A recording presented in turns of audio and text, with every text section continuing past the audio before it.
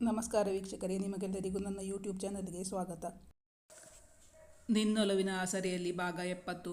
ಮರವನ್ನು ಅಪ್ಪಿದ ಲತೆಯಂತೆ ಅವನನ್ನು ಗಟ್ಟಿಯಾಗಿ ಹಿಡಿದುಕೊಂಡಿದ್ದಳು ಸನ್ನಿಧಿ. ಅವನಿದೆಯಲ್ಲಿ ತಲೆಯಿಟ್ಟು ಬಿಕ್ಕತೊಡಗಿದಳು. ಸಾನು ತಲೆ ಎತ್ತಿ ಅವನನ್ನು ನೋಡಲು ಅವಳ ಅದುರುತ್ತಿದ್ದ ತುಟಿಗಳು ಅವನಿಗೆ ವಿಶೇಷವಾದ ಆಹ್ವಾನವನ್ನಿತ್ತಿದ್ದವು. ಮತ್ತೊಂದು ಕ್ಷಣದಲ್ಲಿ ಅವಳ ತುಟಿಗಳನ್ನು ಬಂಧಿಸಿಬಿಟ್ಟಿದ್ದ ವೇದಾಂತ್. ಅವಳ ತುಟಿಯ ಜೇನಿನ ಮಧುರ ಅನುಭವ ಸ್ವರ್ಗೀಯವೆನಿಸಿತ್ತು ಅವನಿಗೆ. ಈ ಕಂಜೂಸ್ ಇಂತಹ ಕಾಸ್ಟ್ಲಿ ಗಿಫ್ಟನ್ನು ಯಾವತ್ತಾದರೂ ಕೊಡ್ತಾನಾ? ಹೇಳಿದಳು ಸನ್ನಿಧಿ. ಯಾರೇ ಕಂಜೂಸ್ ಎನ್ನುತ್ತಾ ಸಿಟ್ಟಿನಿಂದ ಅವಳತ್ತ ಧಾವಿಸಿದಾಗ ಸನ್ನಿಧಿ ಬೆದರಿ 2 ಹೆಜ್ಜೆ ಹಿಂದಕ್ಕೆ ಸರಿದಳು. ಸನ್ನಿಧಿ ಕುಸುಮ ಅವರ ಹಿಂದೆ ಬಚ್ಚಿಟ್ಟುಕೊಂಡಳು. ಬಹುಶಃ ನೀನು ಸಾನುಗೆ ಏನು ಗಿಫ್ಟ್ ಕೊಟ್ಟಿಲ್ಲ ಅನ್ಸುತ್ತೆ, ಅದಕ್ಕಾಗಿ ಹಾಗೆ ಹೇಳಿದ್ದು. ಆಯ್ತಪ್ಪ, ಈಗ ನಾನು ಕೇಳ್ತೀನಿ, ಈ ಗಿಫ್ಟ್ ಯಾರು ಸೆಲೆಕ್ಟ್ ಮಾಡಿರೋದು ಅಂತ ಹೇಳು. ನೀನು ಪರ್ಚೇಸ್ ಮಾಡಿರೋದಾ ಅಥವಾ ನಿಮ್ಮ ಡ್ಯಾಡಿನ? ಕುಸುಮ ಅವರು ಮಗನನ್ನು ಕೇಳಿದರು. ಅಮ್ಮ, ಸೆಲೆಕ್ಟ್ ಮಾಡಿರೋದು ನಾನು. ಆದರೆ ನಾನಾಗ ಈ ಲೇಡಿ ಟೈಗರ್ನ ಪರ್ಸ್ ಕಿತ್ಕೊಂಡಿದ್ನಲ್ಲ. ನಾವಿಬ್ರು ಆಗ ಕಿತ್ತಾಡಬೇಕಾದ್ರೆ ಜಿಪ್ನ ಫಾಸ್ಟ್ನರ್ ಕಿತ್ತು ಹೋಗಿತ್ತು. ಪಾಪ ಹುಡುಗಿ ಸರಿಯಾಗಿ ನೋಡಿಲ್ಲ ಅನ್ಸುತ್ತೆ, ಇಲ್ಲಾಂದರೆ ಇವಳು ನನ್ನ ಸುಮ್ಮನೆ ಬಿಟ್ಬಿಡ್ತಾ ಇದ್ಲಾ? ಡ್ಯಾಡಿ ನನ್ನ ಕರೆದ್ರು ಅಂತ ಅವಸರದಲ್ಲಿ ನಾನು ಮೇಲಕ್ಕೆ ಹೋಗಬೇಕಾದ್ರೆ ಅಲ್ಲಿ ಬಿದ್ದಿದ್ದು ಕಾಣಿಸ್ತು. ಡ್ಯಾಡಿ ಮೇಲಿಂದಾನೇ ಎಲ್ಲ ಅಬ್ಸರ್ವ್ ಮಾಡ್ತಾ ಇದ್ರು. ಅವರಿಗೂ ಕಿತ್ತಾಟದಲ್ಲಿ ಹುಡುಗಿಯ ಪರ್ಸ್ ಹಾಳಾಯಿತು ಅಂತ ಗೊತ್ತಾಯಿತು. ಸಿಟಿಗೆ ಹೋಗಿದ್ದಾಗ ವೇದ್, ನಿಂಗೆ ಆ ಹುಡುಗಿಯ ಟೇಸ್ಟ್ ಗೊತ್ತಲ್ಲ, ಅವಳಿಗೆ ಇಷ್ಟ ಆಗುವಂತಹ ಒಂದು ಹ್ಯಾಂಡ್ ಬ್ಯಾಗ್ ತಗೊಂಡು ಬಾ ಅಂತ ಹೇಳಿದ್ದು ಡ್ಯಾಡಿ. ಸೆಲೆಕ್ಷನ್, ದುಡ್ಡು ಎಲ್ಲ ನನ್ನದೇ ಕಣಮ್ಮ. ಈ ಹುಡುಗಿಗೆ ಕೊಬ್ಬು ಸ್ವಲ್ಪ ಜಾಸ್ತಿ ಆಗಿಬಿಟ್ಟಿದೆ. ಪಾಪ ಹುಡುಗಿ ಅಂತ ತಂದುಕೊಟ್ರೆ ನನ್ನನ್ನೇ ಕಂಜೂಸ್ ಅಂತೀಯಲ್ಲ ಎಂದು ಸನ್ನಿಧಿಯ ಮೇಲೆ ರೇಗಿದ ವೇದಾಂತ್ ಸನ್ನಿಧಿಗಾಗಿ ದುಬಾರಿ ಬೆಲೆಯ ಲೆದರ್ ಹ್ಯಾಂಡ್ ಬ್ಯಾಗ್ ಒಂದು ತಂದಿದ್ದ. ಹಾಗೆ ಕೊಟ್ಟರೆ ಅವಳು ತೆಗೆದುಕೊಳ್ಳುವುದಿಲ್ಲವೆಂದು ಗಿಫ್ಟ್ ಪ್ಯಾಕ್ ಮಾಡಿಸಿಕೊಂಡು ಬಂದಿದ್ದ. ಗಿಫ್ಟ್ ಆಗಿ ಕೊಟ್ಟಾಗ ಬೇಡ ಎಂದು ಹೇಳುವಂತಿಲ್ಲವಲ್ಲ. ಅವನ ಜಾಣತನಕ್ಕೆ ವಿಶ್ವನಾಥ್ ಅವರು ತಲೆದೂಗಿದ್ದರು. ಅಮ್ಮ, ನನ್ನನ್ನು ಕಂಜೂಸ್ ಅಂತ ಹೇಳ್ತಾಳಲ್ಲ. ನಾನು ಈಗಾಗಲೇ 2 ಗಿಫ್ಟ್ ಕೊಟ್ಟಿದ್ದೀನಿ, ಆದರೂ ನನ್ನ ಕಂಜೂಸ್ ಅಂತ ಕರೀತಾಳೆ. ತಾಯಿಯ ಬಳಿ ಅವಳ ಮೇಲೆ ಚಾಡಿ ಹೇಳಿದ ವೇದಾಂತ್. ಗಿಫ್ಟ್ ಅಂತ ಹೇಳಿದಾಗ ನನಗೆ ಜ್ಞಾಪಕಕ್ಕೆ ಬಂತು ನೋಡು, ನಾನು ನಿಂಗೋಸ್ಕರ ಒಂದು ಸಾರಿ ತಗೊಂಡು ಬಂದಿದ್ದೀನಿ ಸಾನು. ಅದು ನನ್ನ ಕಡೆಯಿಂದ ನಿಂಗೆ ಗಿಫ್ಟು. ನೀನು ನಾಳೆ ಪೂಜೆಗೆ ಅದನ್ನೇ ಉಟ್ಕೋಬೇಕು. ಮ್ಯಾಚಿಂಗ್ ರೆಡಿಮೇಡ್ ಬ್ಲೌಸ್ ಕೂಡ ತಗೊಂಡು ಬಂದಿದ್ದೀನಿ. ನನಗೆ ಆಗ ಹೇಳೋಕೆ ಮರ್ತೇ ಹೋಯಿತು. ಈಗಲೇ ಬಾ, ನಿಂಗೆ ಆ ಬ್ಲೌಸ್ ಸೆಟ್ ಆಗಲ್ಲ ಅಂದರೆ ಆಲ್ಟ್ರೇಷನ್ ಮಾಡಿಸ್ಬೇಕಾ ಅಂತ ನೋಡೋಣ. ಆಲ್ಟ್ರೇಷನ್ ಮಾಡಿಸ್ಬೇಕು ಅಂದರೆ ಹಿಂದಿನ ಬೀದಿಲೇ ಲೇಡಿ ಟೈಲರ್ ಒಬ್ಬರು ಇದ್ದಾರೆ. ನಾಳೆ ಬೆಳಿಗ್ಗೆ ಕೊಟ್ಟರೆ 1 ಗಂಟೆಯಲ್ಲಿ ರೆಡಿ ಮಾಡಿ ಕೊಡ್ತಾರೆ. ವೇದಾಂತನ್ನು ಅಲ್ಲೇ ಬಿಟ್ಟು ಅವರಿಬ್ಬರು ಕುಸುಮ ಅವರ ರೂಮ್ಗೆ ಹೋದರು. ಆಂಟಿ, ಅದು ನನಗೆ ಸಾರಿ ಉಟ್ಟು ಅಭ್ಯಾಸನೇ ಇಲ್ಲ. 10th ಸ್ಟ್ಯಾಂಡರ್ಡಲ್ಲಿರಬೇಕಾದ್ರೆ ಒಮ್ಮೆ ಹುಟ್ಟಿದ್ದಷ್ಟೇ. ಅದು ಅಮ್ಮ ಉಡಿಸಿದ್ದು. ನನಗೆ ಸಾರಿ ಉಡೋಕೆ ಬರೋದೇ ಇಲ್ಲ. ನಾನು ಡ್ರೆಸ್ ತಗೊಂಡು ಬಂದಿದ್ದೀನಿ ಆಂಟಿ. ನಾಳೆ ಡ್ರೆಸ್ ಹಾಕ್ತೀನಿ ಪ್ಲೀಸ್ ಆಂಟಿ. ಸನ್ನಿಧಿ ಕುಸುಮ ಅವರ ಬಳಿ ಹೇಳಿದಳು. ಎಲ್ಲರಿಗೂ ಹಾಗೇನೆ, ಮೊದಲು ಹುಟ್ಟು ಅಭ್ಯಾಸ ಇರಲ್ಲ, ಆಮೇಲೆ ರೂಢಿಯಾಗುತ್ತೆ. ನೀನು ಬೇಡ ಅಂದರೆ ಬಿಡುವವರು ಯಾರು? ನಾನು ನಿಂಗೋಸ್ಕರನೇ ಸಾರಿ ತಗೊಂಡು ಬಂದಿರೋದು. ನಾನು ಫೋರ್ಸ್ ಮಾಡ್ತೀನಿ ಅಂದ್ಕೊಂಡ್ರೂ ಪರವಾಗಿಲ್ಲ.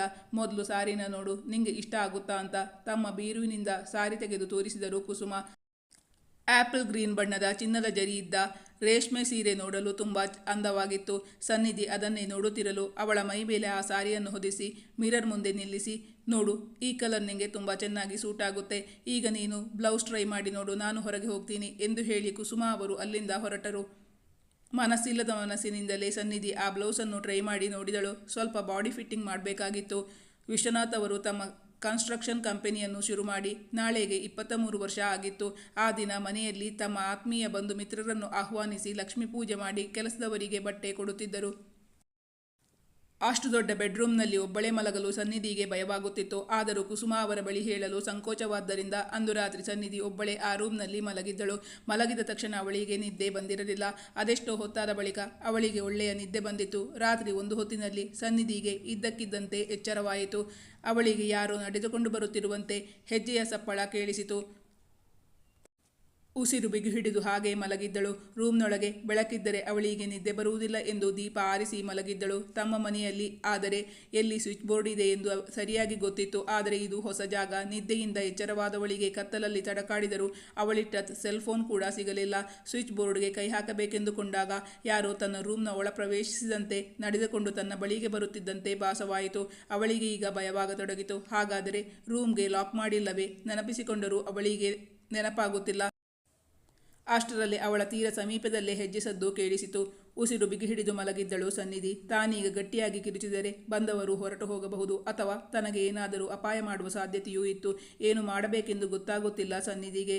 ತಾನು ಆಗಲೇ ಆಂಟಿಯ ಬಳಿ ತನಗೆ ಒಬ್ಬಳಿಗೆ ಮಲಗಲು ಭಯವಾಗುತ್ತಿದೆ ಎಂದು ಹೇಳಿದ್ದಲ್ಲಿ ಅವರಾದರೂ ತನ್ನ ಪಕ್ಕದಲ್ಲಿ ಮಲಗುತ್ತಿದ್ದರೇನೋ. ವೇದಾಂತ್ ತನ್ನನ್ನು ಗೇಲಿ ಮಾಡಬಹುದು ಎಂಬ ಕಾರಣಕ್ಕಾಗಿ ಅವಳು ಹೇಳಲು ನಾಚಿಕೊಂಡಿದ್ದಳು. ಅವಳು ಯೋಚಿಸುತ್ತಿದ್ದಾಗಲೇ ಯಾರೋ ತನ್ನ ಕತ್ತನ್ನು ಸ್ಪರ್ಶಿಸಿದಂತಾಯಿತು. ಭಯದಿಂದಾಗಿ ಅವಳ ಗಂಟಲ ಪಸೆ ಆರಿತು. ಕ್ಷಣ ಕ್ಷಣಕ್ಕೂ ಅವಳ ಆತಂಕ ಹೆಚ್ಚಾಗುತ್ತಿತ್ತು. ಅಷ್ಟರಲ್ಲಿ ಆ ಕೈಗಳು ತನ್ನ ಕತ್ತಿನ ಸುತ್ತಲೂ ಮುಟ್ಟಿದಂತಾಗಿ ಸನ್ನಿಧಿಗೆ ತುಂಬ ಭಯವಾಗತೊಡಗಿತ್ತು. ಗಟ್ಟಿಯಾಗಿ ಕಿರುಚಬೇಕು, ಯಾರನ್ನಾದರೂ ಸಹಾಯಕ್ಕೆ ಕರೆಯಬೇಕು ಎಂದುಕೊಂಡಳಾದರೂ ಅವಳ ದೇಹ ನಡುಗುತ್ತಿತ್ತು. ಗಂಟಲಿನಿಂದ ಸ್ವರವೇ ಏಳುತ್ತಿಲ್ಲ. ಏನು ಮಾಡಬೇಕೆಂದೇ ತೋಚುತ್ತಿಲ್ಲ ಸನ್ನಿಧಿಗೆ. ಆದರೂ ತನ್ನ ಶಕ್ತಿಯನ್ನೆಲ್ಲ ಹಾಕಿ ಗಟ್ಟಿಯಾಗಿ ಕಿರುಚಿದಳು. Help, help. ಅವಳು ಕೂಗಿದ್ದು ಎಷ್ಟು ಕ್ಷೀಣವಾಗಿತ್ತೆಂದರೆ ಅವಳ ಸ್ವರ ಅವಳಿಗೆ ಕೇಳಿಸುತ್ತಿರಲಿಲ್ಲ. ಅಷ್ಟರಲ್ಲಿ ಆ ವ್ಯಕ್ತಿ ಅವಳ ಕತ್ತನ್ನು ಗಟ್ಟಿಯಾಗಿ ಹಿಡಿದಿದ್ದರು. ಅವರ ಹಿಡಿತ ಬಿಗಿಯಾಗತೊಡಗಿತು. ಸನ್ನಿಧಿಗೆ ಉಸಿರಾಡಲು ಕಷ್ಟವಾಗತೊಡಗಿತ್ತು. ಅವಳು ತನ್ನ ಜೀವ ರಕ್ಷಣೆಗಾಗಿ ಅತ್ತಿತ್ತ ಹೊರಳಾಡಿದಳು. ಮತ್ತೆ ಮತ್ತೆ ಕಿರುಚಿದಳು. ಅವಳಿಗೆ ಕತ್ತಲಿನ ಹೊರತು ಬಂದ ವ್ಯಕ್ತಿ ಯಾರು ಎಂದು ಕಾಣಿಸುತ್ತಿರಲಿಲ್ಲ. ಹೆಲ್ಪ್, ಹೆಲ್ಪ್, ಪ್ಲೀಸ್ ನನ್ನ ಕಾಪಾಡಿ ಎಂದು ಕಿರುಚುತ್ತಿದ್ದಳು ಸನ್ನಿಧಿ. ಅಷ್ಟರಲ್ಲಿ ಅವಳ ರೂಮ್ನ ದೀಪವನ್ನು ಯಾರೋ ಹಾಕಿದ್ದರು. ಸಾನು, ಸಾನು, ಏನಾಯಿತು? ಯಾಕೆ ಜೋರಾಗಿ ಕಿರುಚಿದೆ? ಅಳ್ತಾ ಇದೆಯಾ? ಈ ಧ್ವನಿ ಅವಳಿಗೆ ಚಿರಪರಿಚಿತವಾದ ಧ್ವನಿ. ಅದು ಬೇರಾರದು ಅಲ್ಲ, ವೇದಾಂತ್ನದೇ ಆಗಿತ್ತು. ಸನ್ನಿಧಿ ಭಯದಿಂದಲೇ ಅವನತ್ತ ದೈನ್ಯ ನೋಟ ಬೀರಿದಳು. ಅವನನ್ನು ಕಂಡ ಬಳಿಕ ಅವಳ ಭಯ, ಆತಂಕ ಸ್ವಲ್ಪ ಕಡಿಮೆಯಾಗಿತ್ತು. ಆ ಜಾಗದಲ್ಲಿ ದುಃಖ ಉಮ್ಮಳಿಸಿ ಬಂದಿತ್ತು. ಈಗ ರೂಮ್ನಲ್ಲಿ ಬೆಳಕು ಇತ್ತಲ್ಲ. ಅವಳು ಈಗಲೂ ನಡುಗುತ್ತಿದ್ದಳು. ಅವಳ ಹಣೆಯಲ್ಲಿ ಬೆವರಿನ ಸಾಲುಗಳಿದ್ದವು. ಅವಳಿಗೀಗಲೂ ಮಾತಾಡಲು ಸಾಧ್ಯವಾಗುತ್ತಿಲ್ಲ. ವೇದಾಂತ್ ಅವಳ ತೀರ ಸಮೀಪಕ್ಕೆ ಬಂದು ಮೃದುವಾಗಿ ಅವಳ ಹಣೆ ನೇವರಿಸಿದ. ಏನಾಯ್ತು ಮರಿ? ಯಾಕೆ ಇಷ್ಟೊಂದು ಗಾಬರಿಯಾಗಿದ್ದೀಯಾ? ಭಯ ಆಗ್ತಿದ್ಯಾ? ನಡುಗ್ತಾ ಇದೆಯಲ್ಲ? ಅವನು ಮೃದುವಾಗಿ ಅವಳನ್ನು ಪ್ರಶ್ನಿಸುತ್ತಾ ಅವಳ ಬಳಿ ಬಂದಾಗ ಅವಳು ಅವನ ಕತ್ತಿಗೆ ಜೋತು ಬಿದ್ದಳು. ವೇದಾಂತ್ಗೆ ಒಮ್ಮೆಲೆ ಹೈ ವೋಲ್ಟೇಜ್ನ ವಿದ್ಯುತ್ ಮೈಮೇಲೆ ಪ್ರವಹಿಸಿದಂತಾಯಿತು. ಅವಳನ್ನು ಬಳಸಿ ಹಿಡಿದು ತನ್ನ ಎದೆಗೆ ಅವಚಿಕೊಂಡ. ಅವಳ ಅಪ್ಪುಗೆಯಲ್ಲಿ ಮತ್ತೇರಿದಂತಾಗಿ ಮೈಮರೆತ ವೇದಾಂತ್. ಅವನೆದೆ ಬಡಿತ ಏರುಪೇರಾಗಿ ಕಂಟ್ರೋಲ್ಗೆ ಬರುತ್ತಿರಲಿಲ್ಲ. ನಡುಗುತ್ತಿದ್ದ ಅವಳ ಕೈಯನ್ನು ತನ್ನ ಕೈಯೊಳಗೆ ತೆಗೆದುಕೊಂಡ. ಸ್ವಲ್ಪ ಸಮಯದ ಬಳಿಕ ಅವಳು ಸಾವರಿಸಿಕೊಂಡು, ಅದು ನಾನು ನಿದ್ದೆ ಮಾಡ್ತಿದ್ದಾಗ ನನ್ನ ರೂಮ್ನೊಳಗೆ ಯಾರೋ ಬಂದು ನನ್ನ ಕತ್ತಿಗೆ ಕೈ ಹಾಕಿದ್ರು. ನನಗೆ ತುಂಬ ಭಯವಾಗಿತ್ತು ಕಣೋ ಎಂದವಳು ಅಳತೊಡಗಿದಳು. ಸಾನು, ನೀನೇನು ಹೇಳ್ತಾ ಇದ್ದೀಯಾ? ನಿನ್ನ ರೂಮ್ ಲಾಕ್ ಆಗಿತ್ತು. ನಮ್ಮ ಅನುಮತಿ ಇಲ್ಲದೆ ನಮ್ಮ ಮನೆಯೊಳಗೆ ಒಂದು ಸೊಳ್ಳೆ ಕೂಡ ಬರೋ ಹಾಗಿಲ್ಲ. ಅಷ್ಟು ಸೆಕ್ಯೂರಿಟಿ ಇದೆ ಈ ಮನೆಗೆ. ಬಹುಶಃ ನಿಂಗೆ ಯಾವುದೋ ಕೆಟ್ಟ ಕನಸು ಬಿದ್ದಿರಬೇಕು. ನನಗೆ ರಾತ್ರಿ ಎಚ್ಚರವಾದಾಗ ಬಾಯಾರಿಕೆ ಆಯಿತು. ನೀರಿಲ್ಲ ರೂಮಲ್ಲಿ ಅಂತ ನೀರಿಗೋಸ್ಕರ ಹೊರಗೆ ಬಂದಿದ್ದೆ.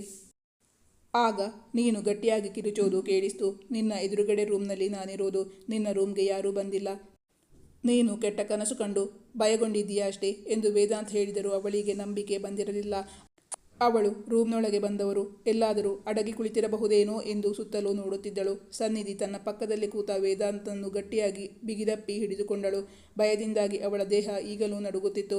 ಮರವನ್ನು ಅಪ್ಪಿದ ಲತೆಯಂತೆ ಅವನನ್ನು ಗಟ್ಟಿಯಾಗಿ ಹಿಡಿದುಕೊಂಡಿದ್ದಳು. ಅವನೆದೆಯಲ್ಲಿ ತಲೆಯಿಟ್ಟು ಬಿಕ್ಕತೊಡಗಿದಳು.